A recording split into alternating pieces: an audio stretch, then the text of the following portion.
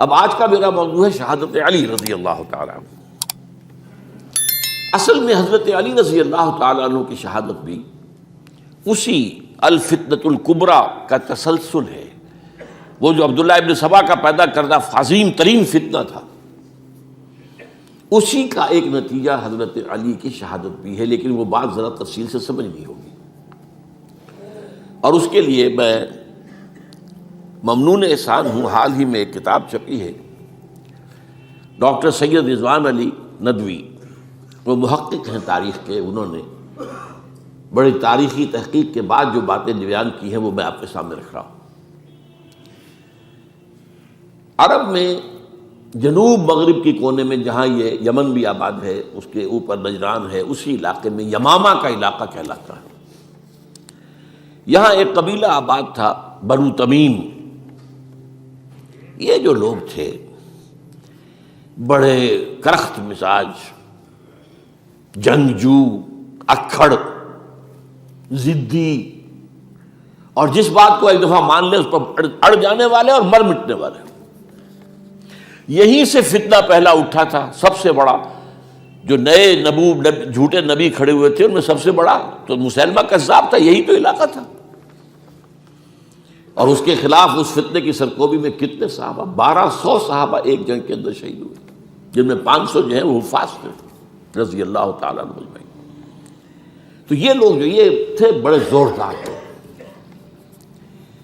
اس قبیلے کے بارے میں حضرت عمر رضی اللہ تعالیٰ عنہ نے ایک بڑی عجیب حکمت عملی اختیار کی۔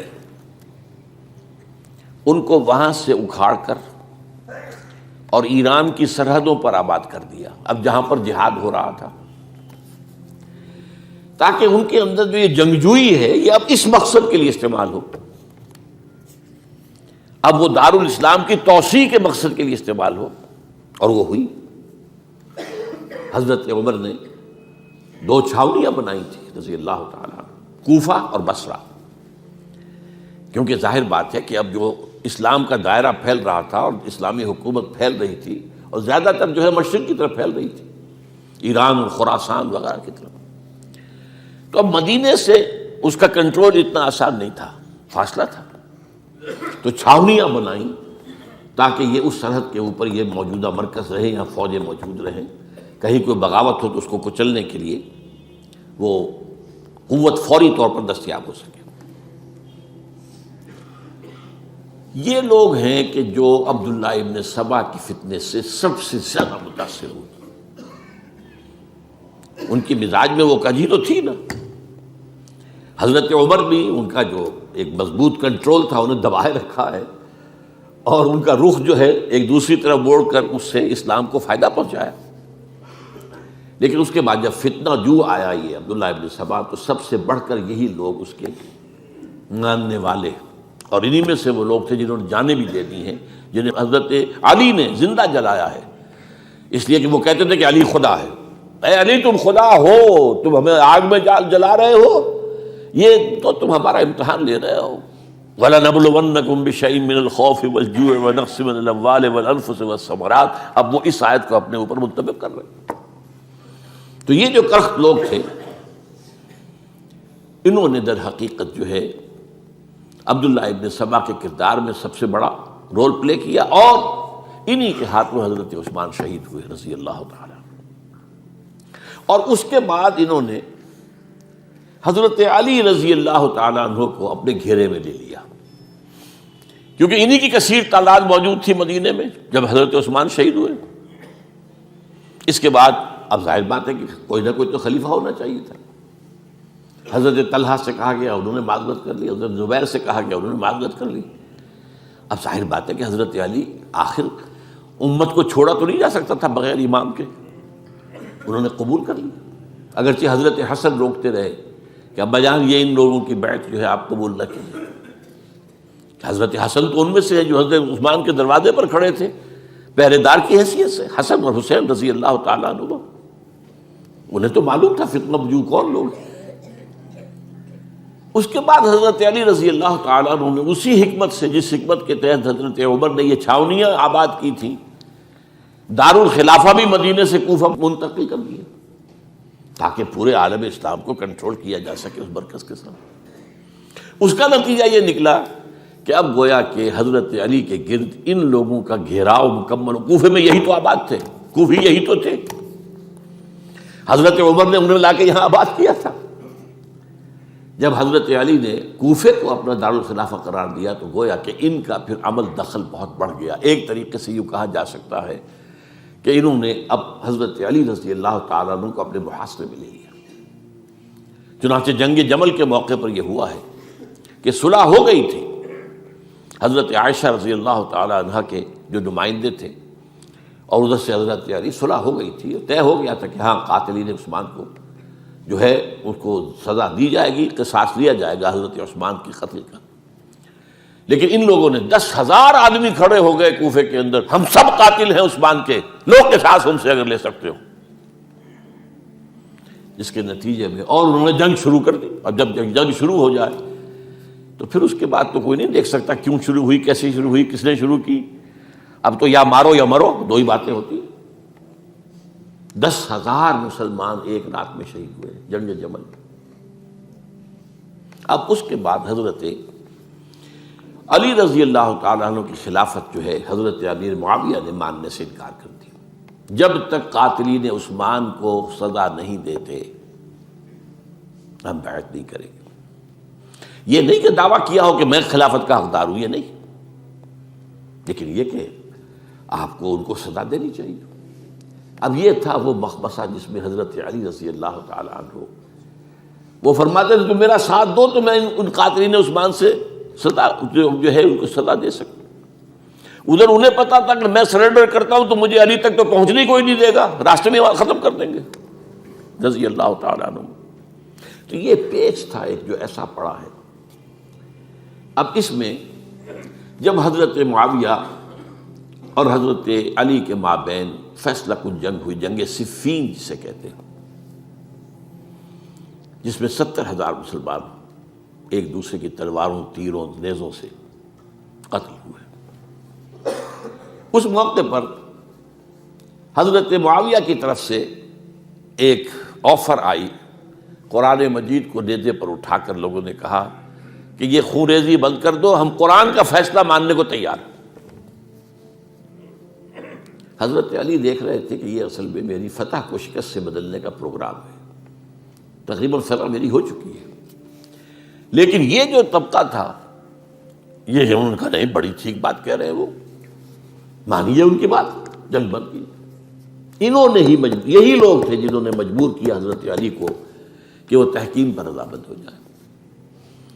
اس کے بعد تحکیم میں جو معاملہ ہوا، حضرت علی حضرت عبداللہ ابن عباس کو اپنی طرف سے حکم بنانا چاہتے تھے، یہ اڑ گئے نہیں، یہ اڑ جانے والے لوگ، اور یہی اصل قوت تھے، وہاں ساری طاقت تو انہی کی تھی۔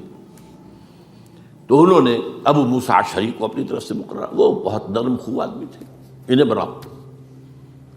بہرحال جو بھی بات طے ہوئی، اب تاریخ کی روایتوں میں اختلاف ہو سکتا ہے، کہا یہ جاتا ہے کہ طے تو یہ ہوا تھا حکمین کے مابین، ادھر سے ابو موسیٰ اشعری، ادھر سے عمرو بن العاص رضی اللہ تعالی عنہما، کہ آپ اپنے جو کلائنٹ ہیں حضرت علی آپ انہیں معزول کر دیجئے، میں معاویہ کو معزول کر دیتا ہوں، پھر جو ہے مسلمان فیصلہ کر لیں کسی اور کی عبادت۔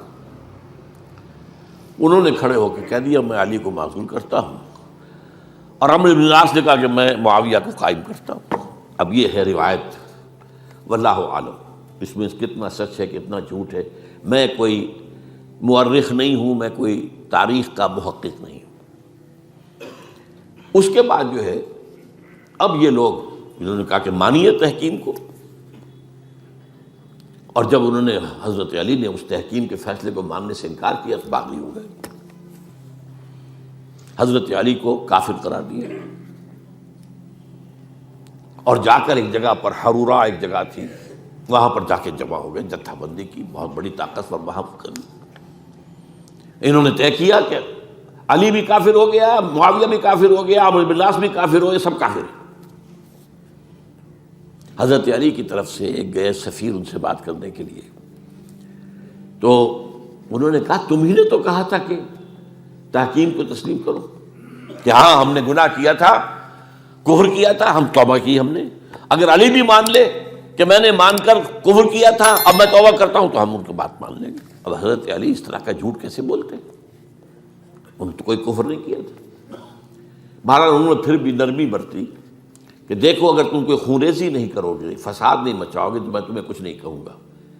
لیکن وہ اپنی ان شرارتوں سے بعد نہیں آئے. تو پھر تیسری جو بڑی جنگ ہوئی ہے ان جنگوں میں، جنگ نہروان کہلاتی ہے، حضرت علی کی جنگ خوارج کے ساتھ، جس میں 4000 خارجی جو ہیں وہ قتل ہوئے. اور یہ بات اب آپ نوٹ کر لیجئے کہ یہ لوگ جیسا کہ اکھڑ بھی تھے لیکن اپنی بات پر ڈٹ جانے والے تھے، لیکن ساتھ ہی دیندار بھی تھے، نمازی اور روزے دار بھی تھے. یہ اس طرح کے لوگ نہیں تھے کہ جو فاسق اور فاجر ہو. بس یہ مزاج کا ایک ہے، جو بات دل میں بیٹھ گئی اڑ گئے.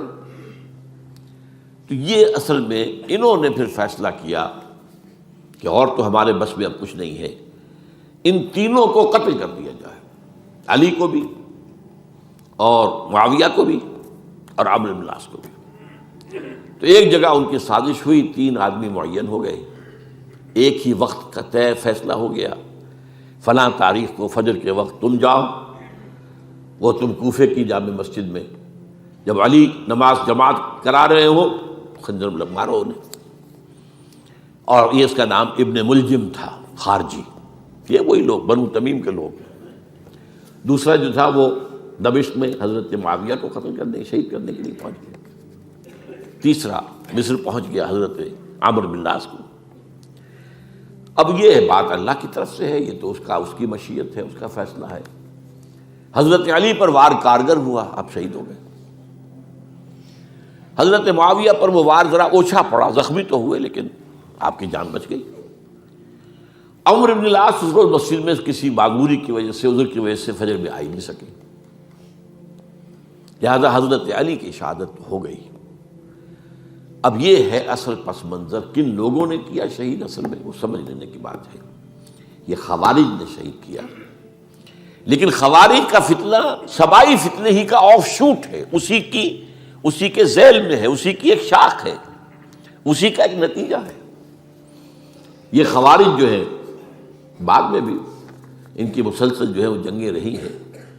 بہرحال اس صورتحال کو یہ سمجھ لیجئے کہ یہ خلفائے ثلاثہ رضی اللہ تعالی عنہ، حضرت عمر شہید، عثمان شہید، علی شہید.